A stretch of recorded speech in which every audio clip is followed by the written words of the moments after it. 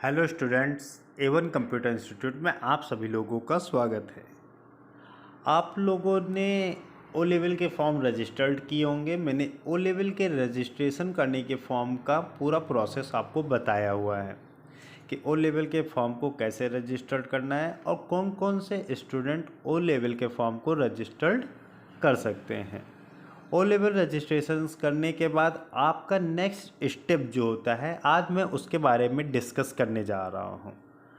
मैं डिस्कस करने से पहले आप लोगों से एक बात बताता हूँ कि आप लोग जो भी ओ लेवल रजिस्टर्ड कर रहे हो उसके जो भी सिलेबस होगा वो नए सिलेबस पे ही आपका पेपर होगा। और जहाँ पे भी ओल्ड सिलेबस आप पढ़ रहे हो या ओल्ड सिलेबस की बुक पढ़ रहे हो तो वो आप बुक स्किप कर दो। आप नए सिलेबस के अकॉर्डिंग ही आप प्रिपरेशंस करो। तो हाँ, ओ लेवल रजिस्ट्रेशन करने के बाद आपका नेक्स्ट प्रोसेस जो है मैं उसके बारे में डिस्कस करने जा रहा हूँ। डिस्कस करने से पहले मैं आपसे यही कहूँगा कि आप हमारे वीडियो को सब्सक्राइब कर दीजिएगा, शेयर कर दीजिए और लाइक कर दीजिए, जिससे आप लोगों का ओ लेवल रजिस्ट्रेशन करने के बाद मैं प्रोसेस आज बताने जा रहा हूँ। उसके बाद लॉगिन आईडी कैसे क्रिएट करनी है आपको। लॉगिन आईडी क्रिएट करने के बाद आपको पेपर भी रजिस्ट्रेशन करनी होगी, वो भी मैं नोटिफिकेशंस आपको दे दूंगा। इसीलिए मैं आपसे कह रहा हूँ मेरी वीडियो को सब्सक्राइब कर दीजिए, आपके पास सारे वीडियोज़ आपको मिलते रहेंगे। चलिए मैं आगे आप लोगों को बताने जा रहा हूँ। जैसे ही आप लोगों ने ओ लेवल का फॉर्म भरा था, ओ लेवल के फॉर्म भरने के बाद 1 वीक के अंदर ही आपके पास एक रजिस्ट्रेशन नंबर ईमेल आईडी में आपको मिला होगा। अब उस रजिस्ट्रेशन नंबर के द्वारा ही आपको सारा काम करना है प्रोसेस। देखिए, सबसे पहले आप लोगों को student.nilet.gov.in वेबसाइट ओपन कर लेनी है। वेबसाइट जैसे ही ओपन करोगे ये न्यूज़ आप क्लोज कर दीजिएगा। क्लोज करने के बाद यहाँ पे देखिए न्यू यूजर लिख के आ रहा होगा, न्यू यूजर रजिस्टर्ड कैंडिडेट। तो न्यू यूजर रजिस्टर्ड कैंडिडेट पे ही क्लिक करोगे आप। जैसे ही क्लिक करोगे आपके सामने देखिए मेरा खुल नहीं पाया है पेज, मैं दोबारा क्लिक करता हूँ। New user and register candidate पे मैंने अगेन क्लिक किया। यहाँ पे आपके सामने एक सारा चार्ट खुल के आ रहा। अब आपसे पूछ रहा है कि आप कौन से कोर्स के लिए अप्लाई करना चाहते हो। आप अपना कोर्स सेलेक्ट कर लो। कोर्स सेलेक्ट करने के बाद आपसे पूछ रहा है रजिस्टर्ड नंबर, जो आपको ईमेल आईडी में रजिस्टर्ड नंबर आया है वो यहाँ पे फिल करिएगा आप लोग।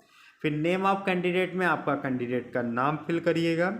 फिर डेट ऑफ बर्थ में DD, फिर माइनस साइन या डैश सिंबल, फिर मंथ के 3 कैरेक्टर, जैसे आपको जनवरी डालना है तो JAN, मई डालना है तो MAY, फिर डैश, फिर ईयर डालिएगा।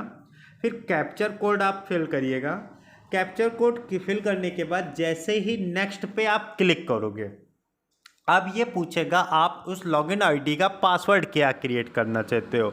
आप अपना पासवर्ड एंड रीटाइप पासवर्ड कर दीजिए। फिर उसके बाद सिक्योरिटी क्वेश्चंस पूछेगा। अगर आप पासवर्ड भूल जाते हो तो इस सिक्योरिटी क्वेश्चंस को अप्लाई कर दीजिए। उस सिक्योरिटी क्वेश्चंस को अप्लाई करने के बाद उसका आंसर दे दीजिए। आंसर देने के बाद फिर नेक्स्ट आप जैसे ही बटन पे क्लिक करोगे आपसे मोबाइल नंबर और ईमेल आईडी फिर से अगेन पूछेगा। अगर आपको चेंज करनी है तो आप यहाँ पे ईमेल आईडी और रजिस्टर्ड नंबर चेंज भी कर सकते हो। अगर वही ईमेल आईडी और रजिस्टर्ड नंबर रखना है तो वही रहने दीजिएगा आप लोग। वो सारी चीज़ें अप्लाई करने के बाद नेक्स्ट बटन पे क्लिक करेंगे। नेक्स्ट बटन पे जैसे ही क्लिक करेंगे आपके ईमेल आईडी पे पहला मैसेज आएगा। ईमेल आईडी पे एक OTP आएगा, वो OTP फिल करोगे और फिनिश बटन पे क्लिक कर दोगे। फिनिश बटन के फिल करने के बाद यहाँ से आपका सारा काम खत्म हो जाता है। अब आप क्या करोगे, जहाँ पे जो भी ईमेल आईडी पे आपका OTP आया था वो ईमेल आईडी अगेन ओपन करो। आप अगेन ओपन करोगे तो उसमें आपका वेरिफिकेशन आया होगा। उस वेरिफिकेशन कोड पे फिर से क्लिक करोगे। एक वेरिफिकेशन ईमेल आईडी लिख के आएगा, उस पर जैसे ही क्लिक करोगे वो कहेगा हमने ईमेल आईडी आपकी रजिस्टर्ड कर ली है। ईमेल आईडी रजिस्टर करने के बाद आप फिर से लॉगिन करोगे अपना पोर्टल। लॉगिन करने के लिए मैं बता देता हूँ, यहाँ से आप यहाँ से बैक जाइएगा।